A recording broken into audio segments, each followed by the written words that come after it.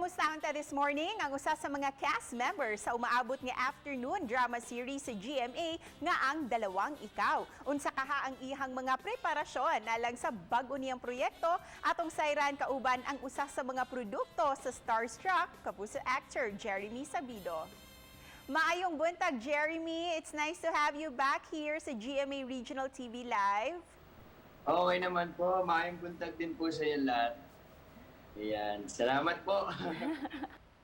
At Jeremy, alam ko na napaka-close mo sa daddy mo at ngayon na malapit na din ang Father's Day. How will you and your dad celebrate that special day, Jeremy? Simple lang naman po yung gusto ng dad ko. Mga prutas yan. Ireregalo ko po sa kanya yung mga gusto niya. Ayan. Hindi na po kami lalabas. Dito lang po sa bahay. Gaano ba ka-supportive si daddy mo sa new journey mo na tinatahak mo ngayon sa pag-a-acting? Nako, yan po. Napaka-supportive ng dad ko. Simula umpisa hanggang sa kung ano na ako ngayon.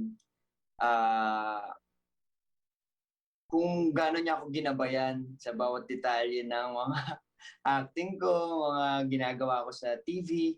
Ayan, sobrang ano po kasi ng dad ko, parang stage father. Ayan, stage father po. Sobrang supportive po. Jeremy, you have proven that you are such a talented actor. Ano-ano naman ang ginagawa mo upang mas mapabuti pa ang pagiging aktor mo? Ayan, isa po yun sa mga ginagawa namin bilang mga aktor. Lalo na po ako, uma-attend po ako ng mga workshops po. And palagi kong pinapanood po yung mga previews po na ginawa ko po. And then, alamin ko kung ano yung mga mali ko. Ayan. Para sa susunod na sasabak po ulit, perfect na. At bilang isa kang produkto ng Starstruck, how did Starstruck change your life, Jeremy? Ano yung mga lessons na nakuha mo from that journey? Mas lalong lumawak po yung isipan ko when it comes po sa mga pakikisama nga po sa ibang tao. Paano ko po masosurvive yung problem po. And now, we're very excited na makilala ka bilang si King sa Ang Dalawang Ikaw. Please share to us, Jeremy, ano ba yung magiging role mo dito? Ayan, ako po si King dito na best friend po ni Nelson na nagagampanan po ni Mr. Kenchan.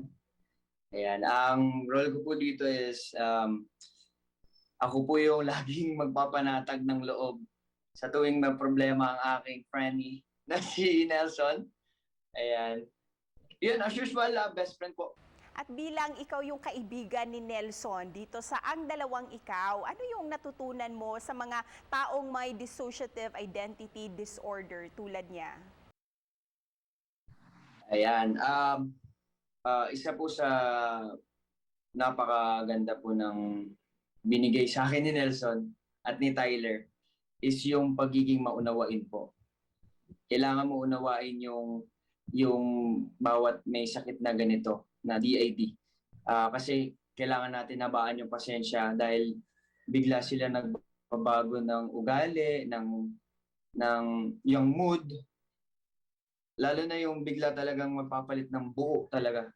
Kaya kailangan mo habaan yung pasensya mo, pang-unawa. Congratulations once again, Jeremy, on this new project. So please invite everyone na abangan Ang Dalawang Ikaw. Yan. Ayan po, iniimbitahan ko po kayong lahat na manood po na Ang Dalawang Ikaw.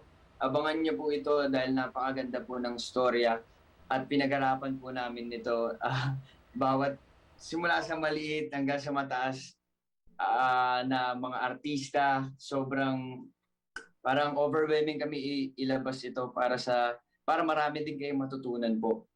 Ayan.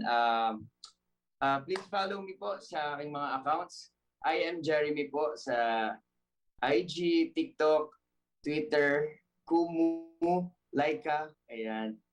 Yan po ang aking mga accounts. Daghang salamat sa iyo, Jeremy, at ingat ka! Daghang salamat din po. Thank you po.